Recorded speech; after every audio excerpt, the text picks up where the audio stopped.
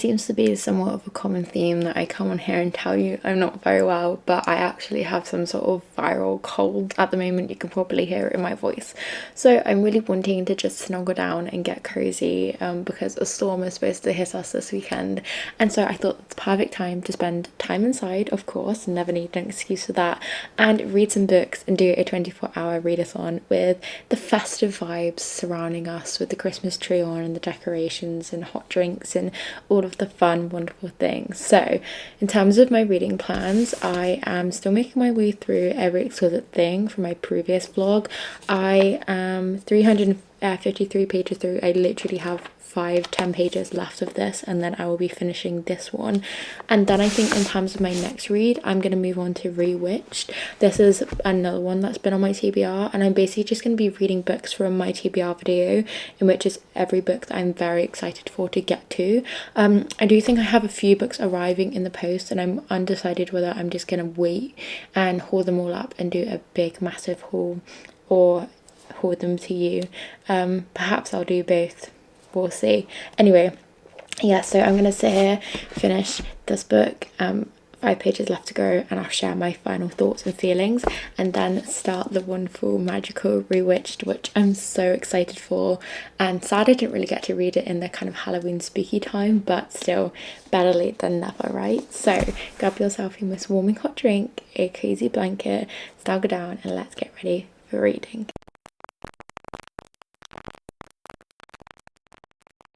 I just finished it. It ended on such a cliffhanger, and there was just so many mysterious notes woven through this book that I'm still yet to puzzle and piece together, and I don't think I'll come to the conclusion of. It was packed full of drama, mystery, magic, gothicness, eeriness. There were characters in here filled with hatred, filled with love, deception, and there was romance in here, friendship. It was so fantastic, and I had so much fun with it. That, like I say, are a lot of unresolved elements to it, but I think that is what makes it feel quite a little bit more special. And I loved how everything was sort of wrapped up. The mystery just kept me involved in it, and yeah, the kind of mystery and the magic still being alive at the end due to the cliffhanger made it feel so much more special and impactful. And I highly recommend this one. I thought it was so fun to read, so quick, not a lot to intake or kind of get through, I suppose. Like, this wasn't an intense read, still served its purpose, and I highly recommend this one if you like those kind of themes and a bit of dark academia woven in there. So that is that read, and now I'm going to begin Rewitched.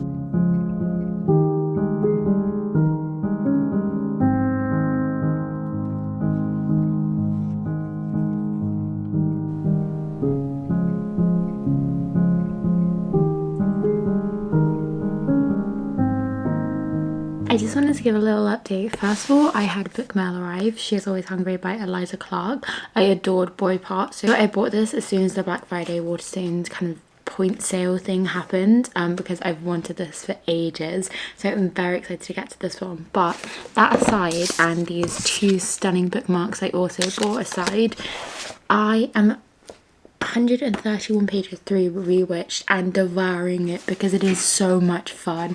My goodness me, I am in such a pivotal point of the plot at the moment, and if you've read this book you'll know what I mean.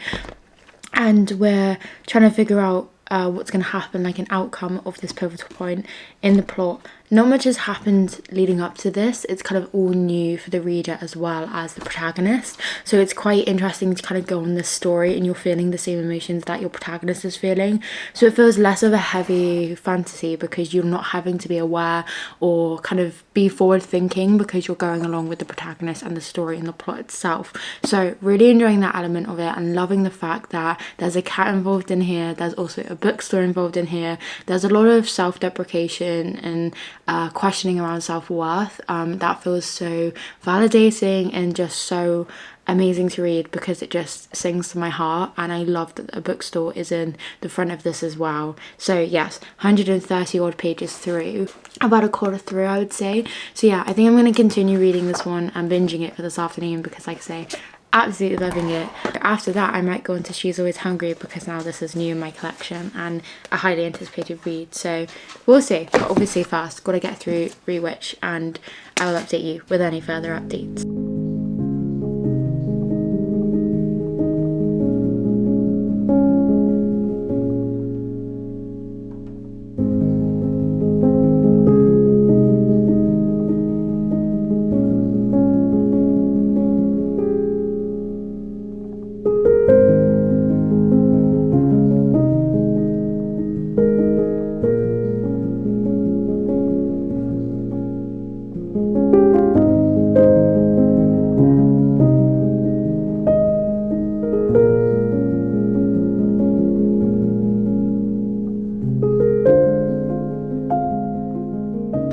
finished Rewitched and I thought it was an absolute delight. This had themes of bad dark magic, good magic, self-confidence, buddying, romance, best friends, history and familial relationships, of course magic, and yeah, there were the real world and the witchy world and bookshops and standing up for yourself. So many great themes packed into this, so many wonderful characters, so many great stories, and so many different ways to describe things and lessons to learn in this book as well. I thoroughly enjoyed this and I highly recommend it. I thought it was fantastic. If you're just looking for a really cozy, comforting, feel good witchy read, then I highly recommend Rewitched. I know that there is the second book which is coming out next year. I'm very eagerly anticipating now because I adore this one, so highly recommend if they sound interesting to you. I'm now going to pick up She Is Always Hungry by Eliza Clark, so I'll keep you updated on my thoughts and feelings with this one as I progress.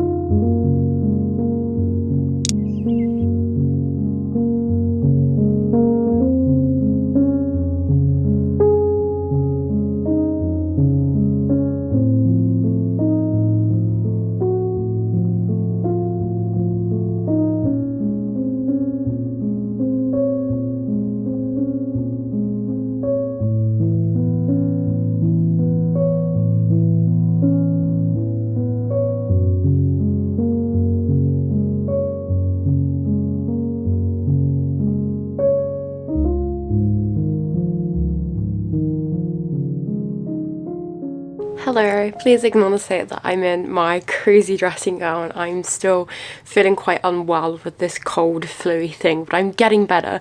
Anyway, I didn't update yesterday because I didn't feel well at all, felt absolutely rotten, but I read so much. I ended up finishing She Is Always Hungry and I thought it was delightful in the most grotesque way. What I really enjoyed at the end was a content guide in which it goes through kind of all the short stories and it kind of gives you content warnings as well as kind of not summaries of the short stories, because obviously you interpret them the way that you do and that's just kind of how it is, but kind of just little key points that Eliza Clark obviously wants to get across. I don't think it does this for every, oh yeah, I think it does for every single short story, which I actually really enjoyed because sometimes I just don't get it and something just goes straight over my head and I'm like, I really wish I understood this, because if someone just gave me some context then I think I would really love this piece of work. So I was really grateful for that. I don't have a standout short story that I thought was my favourite because I thought they were all good in different ways. You had so obscure ones down to aliens, down to realistic ones in which you could just see where the hunger was, and it was hunger in so many forms, hunger in a grotesque way, in a manipulative way, in a guttural need way, in a kind of wanting to have power way, and I thought it was just beautifully written.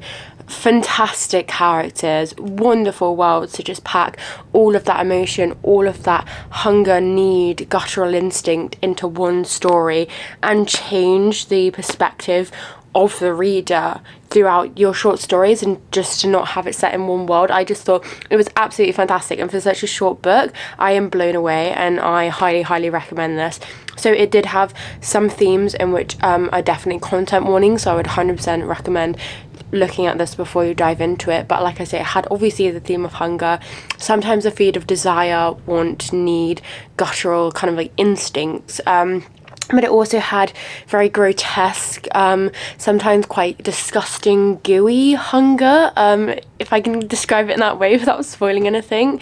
And yeah, just a plethora of characters, a plethora of worlds, a plethora of dimensions as well, I would say, are themes that all of this book encapsulates. So yeah, I loved it and I highly recommend it, and I'm rating it in my good, if not my great tier, I think. So loving it. And then my partner gave me a few early Christmas presents because I just wasn't feeling very well, and we are not very good at just keeping presents and saving them till Christmas, I can't lie. So I got this wonderful dressing gown, which is just so lovely, and I have been wanting a dressing gown for such a long time because I've just never been able to find the perfect one, and I have, since I got it yesterday, I've been living in this. It's just so cozy and so comfy.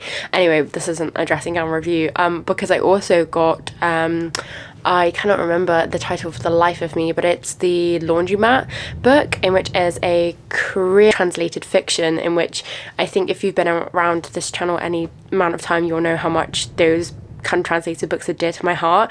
I have become a translated consumer in such a big term this year. I just seem to be adoring translated fiction. There's just something about the story not 100% lining up with the translation, and you kind of seeing those little bits in which you have to kind of interpret in your own head, which I love, in which is a bit bizarre, but also just the different lessons that cultures bring and the different ways that people tell their stories and the settings and themes and people that and characters that are written into these stories that I think are just wonderful and beautiful, and I just adore reading. So yes, I'm currently reading that one. Again, it's not really short stories, but it's following kind of different characters, in which I think is quite a blueprint for these kind of books, because I read Will Prescribe You a Cat, and there was another one in which it followed this kind of theme as well, where it's based in this one setting and then we're following different characters and zooming in, but we have a constant of one character, and that is this man and his dog, who kind of opened up the story for us. So yeah, I think there's 2 more perspectives and then the epilogue to go. I am about halfway through, and again, just absolutely loving it, loving the flitting between the different characters. It makes this world feel so beautifully crafted and whole. Just loving the lessons it's teaching us, the wholesomeness of it, just the fun descriptors of this town as well, and the people, and yeah, I just think it's very heart healing and heartwarming for certain. So continue reading that one, then I'll update you on my thoughts. So yeah, I think this 24-hour readathon is going quite well. It's definitely been over 24 hours, but I think I'm going to take it until the mid to the end of today and then see how much I get reading. But yeah, I've managed to finish this one, Rewitched, Every Exquisite Thing, and then probably the Laundromat book as well. So doing quite well, and just feeling so happy that I'm back into the reading swing again, and that's just what I wish for every reader, is just to be loving and living books again, because it just feels so great, like, doesn't it? Like, as a reader, it just feels so like fantastic, and it's just a kind of like inexplainable feeling. Anyway, sorry, I'm rambling so much because I haven't felt as good as I have today for quite a while, so feeling very positive, and yeah. So anyway, I'll catch you soon.